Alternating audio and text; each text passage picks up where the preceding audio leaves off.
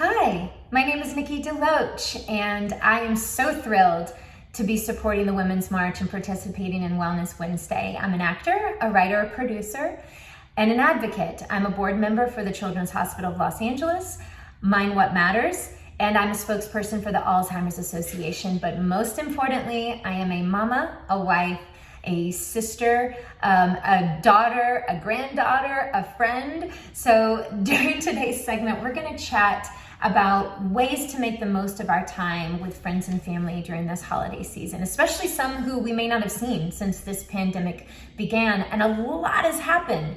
And there are many sensitive topics of conversation to be had.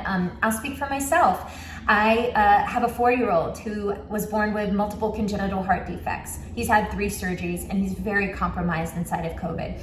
I've been vaccinated, my husband's been vaccinated. My 8-year-old has his first shot, he's getting his second shot next week. Woohoo, we're so excited. But with the 4-year-old, until he's eligible, he's still very compromised, which means we are still having to have difficult conversations, and I've had to learn how to practice the art of dialogue. And I'd love to talk to you about some of the tools that I use.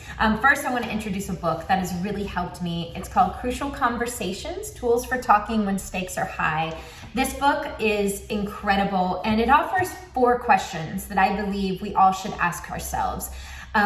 What do I really want from myself? What do I really want from others? What do I really want from this relationship? And how would I behave if I really wanted these results? I think we all can agree we want to be heard and feel respected and safe, and we want our relationships to be that way. So how do we need to behave in order to accomplish these goals, right? Your answers to these questions are your North Star.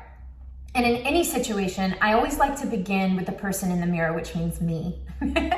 I'm the only person that I can really control. In our house, we have a very important rule, which is do not ask anyone to do anything that you are not willing to do yourself. So if you're not willing to radically or openly listen to somebody else and hear them, you can't really expect that from someone else. And we have a question that we ask ourselves all the time, which is, am I being a good role model for the behavior that I'm seeking in another person?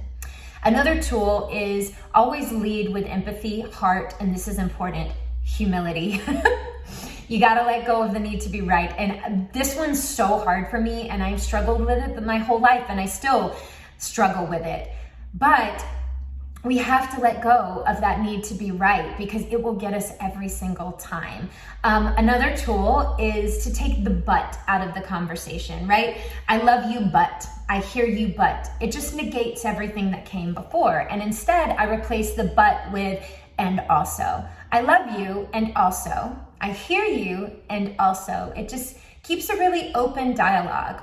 Another tool is to remember to stay in your body and to stay regulated. If you feel yourself getting heated or hurt or even silent, acknowledge what you are feeling. Breathe into your body. It will help you to regulate yourself. The safest place that you can be is inside of your body, so use it to get yourself back on track. Another tool that I have found very helpful is to ask more questions than I give of my opinion. This is another one that I find really hard sometimes. And some of the questions I like to ask are, that's really interesting. Do you mind telling me more about this? Or I've never heard that before, or I've never thought of it that way. Do you mind expanding on that? Sometimes when I take the emotion out of something and instead I just lead with curiosity, like a scientist or a psychologist, then I feel like I really get to the heart of the matter. Don't be know-it-alls, be learn-it-alls. I have to tell myself that all the time. Another tool is don't be afraid to apologize, and also when you've hurt somebody, and also don't be afraid to ask for accountability and another person if they've hurt you. Apologies are very powerful. I know it's vulnerable, but vulnerability is our superpower. Also, don't drink too much and stay active. As Elwood said, endorphins make you happy, right? Look, at the end of the day, we're all just trying to human together, and these are some of the lessons that I've learned along the way that help me to do that. I just want to say thanks again for having me on today and for all the work that you are doing for women across the nation. Please go to the Women's March the website womensmarch.com to see how you can get involved and to look for volunteer opportunities. Happy Thanksgiving, everyone. Happy holidays. And just remember, be kind, be safe.